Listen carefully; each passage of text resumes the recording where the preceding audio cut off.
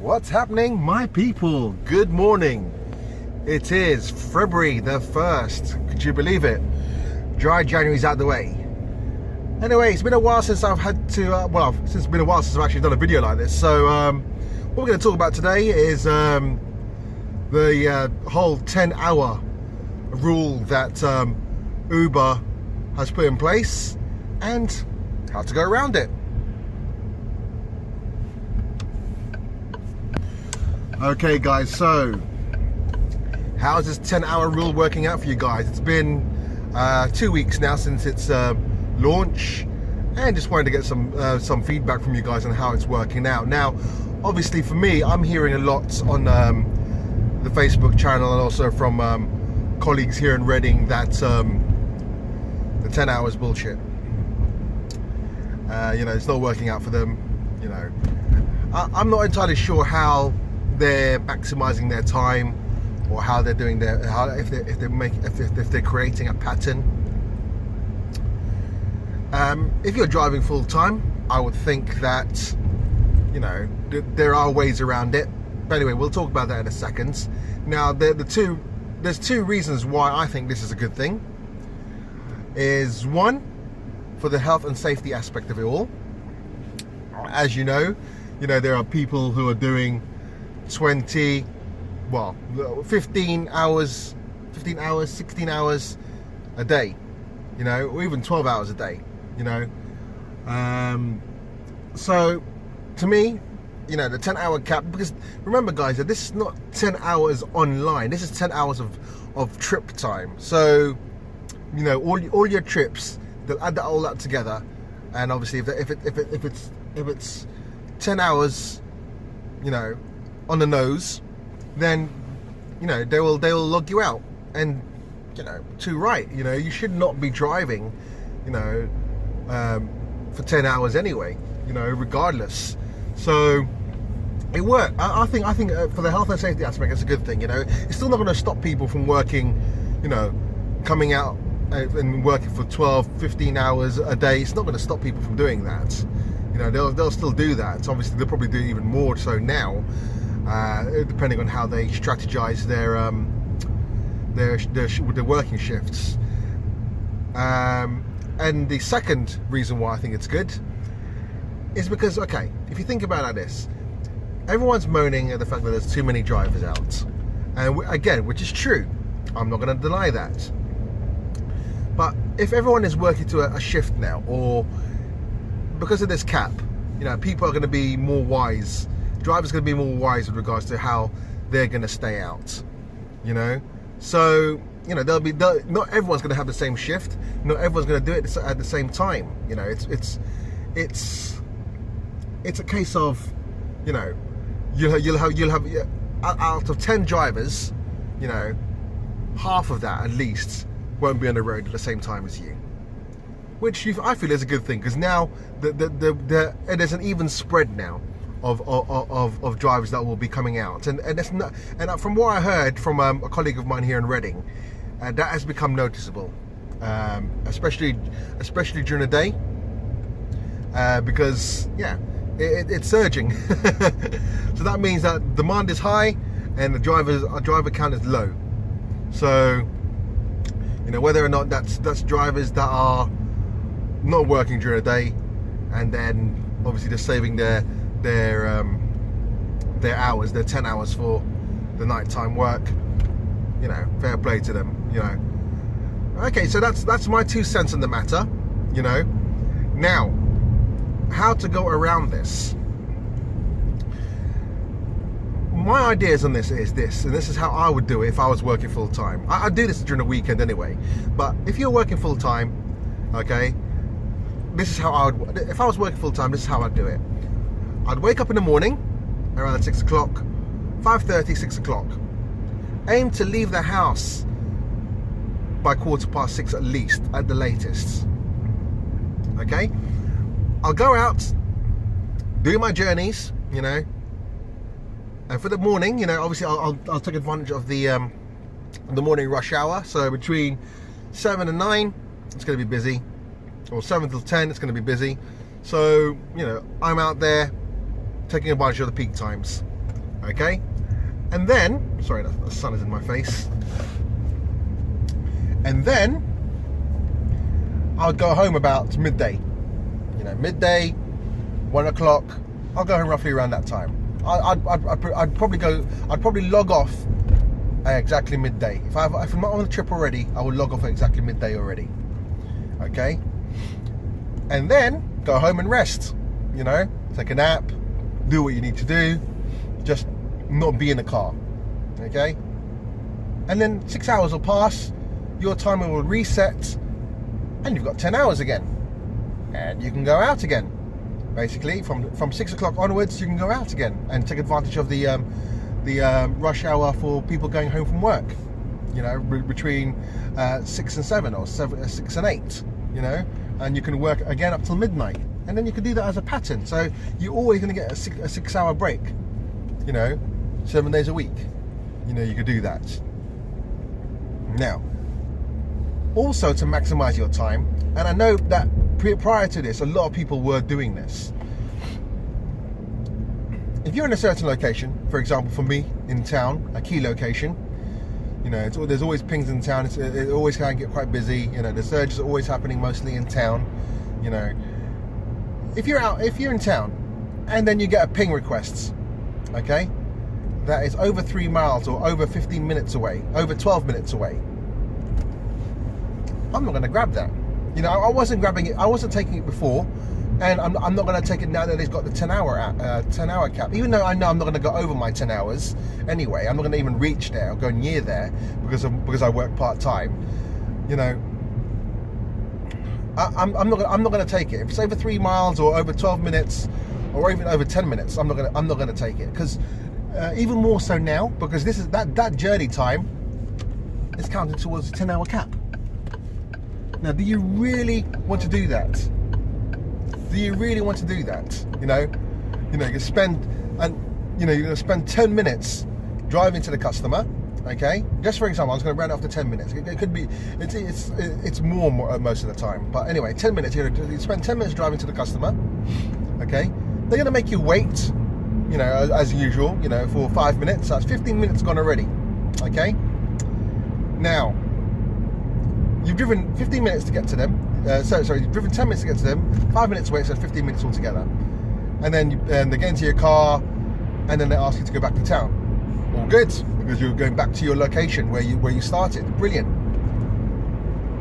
Obviously, that's going to take another 10 minutes. So that's already 25 minutes gone off your online time. You know that. And you're not even counting, and you need to take into consideration as well, and this is why I keep stipulating as well, your dead miles. You're going to be driving over 3 miles to a customer. That's dead miles. You know, if it's not on a surge, it's not. I don't feel it's really worth doing to travel that far to a customer. You know, because they could just be taking you down the road, or they might not even take you back into town. They might take you to a whole different. Sorry, excuse me. They might take you to a whole different area completely. You know, so, and then what you're going to do? You're going to work in the area. You're going to operate in an area you're not familiar with. Now this is another key point here. Now with this 10 hour rule. Okay, stay within the area you know. You know, that way you know your way around the streets. You can maximize that time, spending less time in traffic, knowing your routes in and around the area is going to be key to obviously reducing your time on a trip. You know, I know that long trips are good. You know, and by all means, you know, if the long trips are taking you 10 miles, 5 or 10 miles over, brilliant. You know, that's okay. But if you're only staying 2 to 3 miles within the area, you know, you might as well make it your own area, because at least you know the area. Wow, that is really bright. Sorry guys, looks a bit funny here on camera.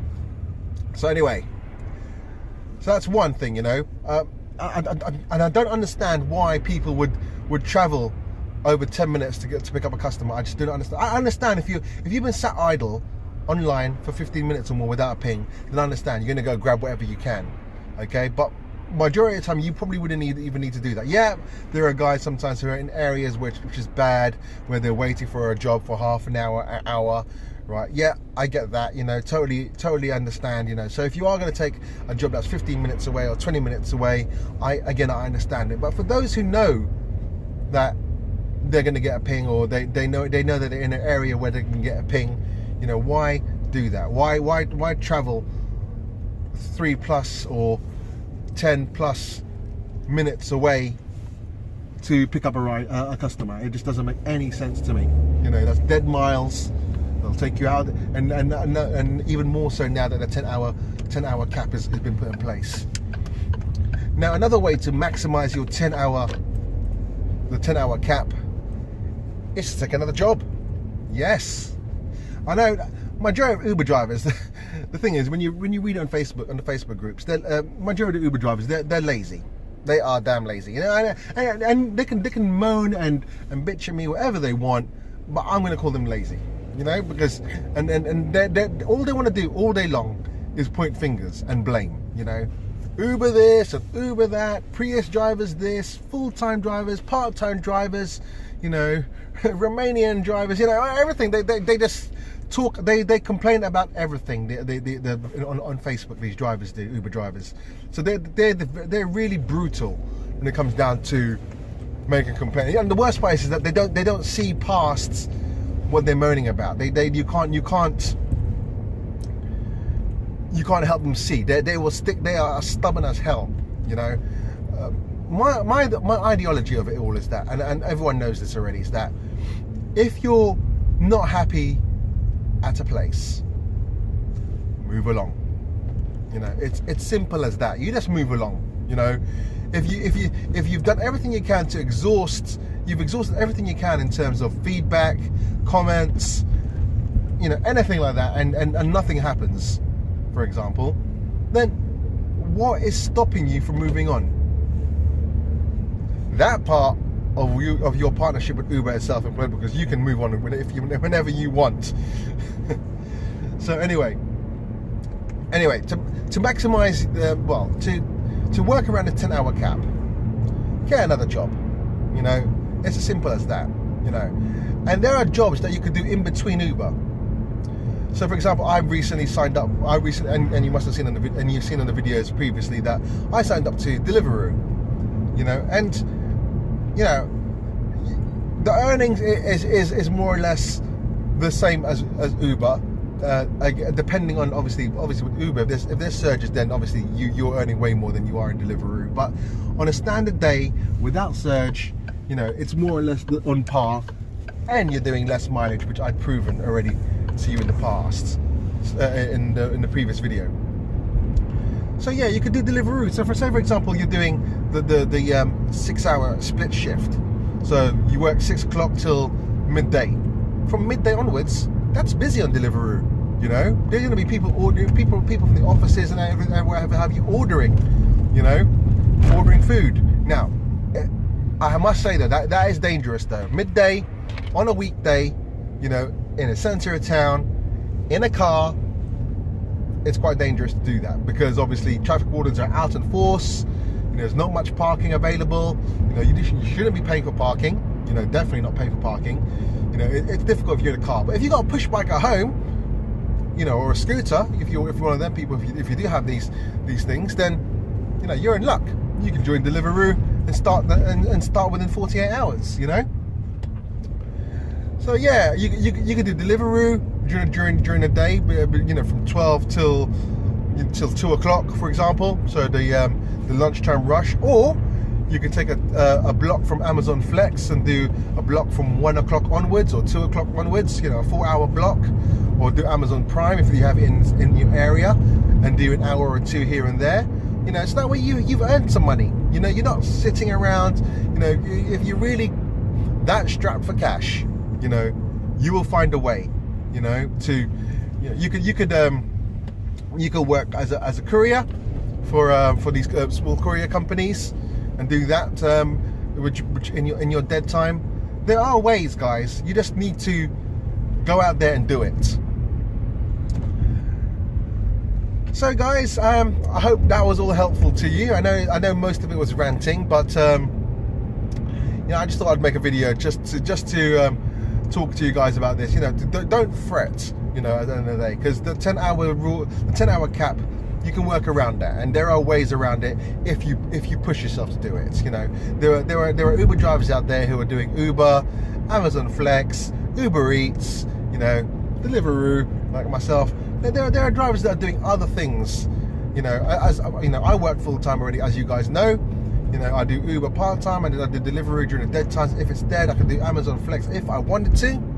You know, there's the only person that's stopping you from going and making that money is you. You know, if you want to stay, I'm an Uber driver. I want to stay as an Uber driver. That's up to you. But do not complain if you're not making the earnings. Right, guys, I just want to thank you all for watching. You know, to all of my new subscribers there, old and new, thank you very much for subscribing. Don't forget to give this a thumbs up. Don't forget to like, comment, share, and subscribe. Of course, if you want to join Deliveroo, my referral code is going to splash across the screen now. It's £250 referral for your first 20 trips. That's whether you're joining via bike, scooter, or car. You get £250, and the sign-up process is a doddle, guys. It's not like Uber. We've got to wait for a PCO license for 6 months plus. No, with Deliveroo, you could be up and running within 48 hours, as I said. 24 to 40 hours, you could be up and running, depending on how quick Deliveroo can sort themselves out. But you'll be online and working a lot quicker than you would if you would sign up for Uber. But anyway, nonetheless, my Uber code's below if you want to become an Uber driver. I've made a video previously in the past about, you know, becoming an Uber driver in 2018. I do urge you to take a look at that video if you're curious. But yeah, guys, once again, thank you very much for watching. Don't forget to like, comment, share, and subscribe. I really do appreciate it. This is Frank Uber here, signing out. Peace.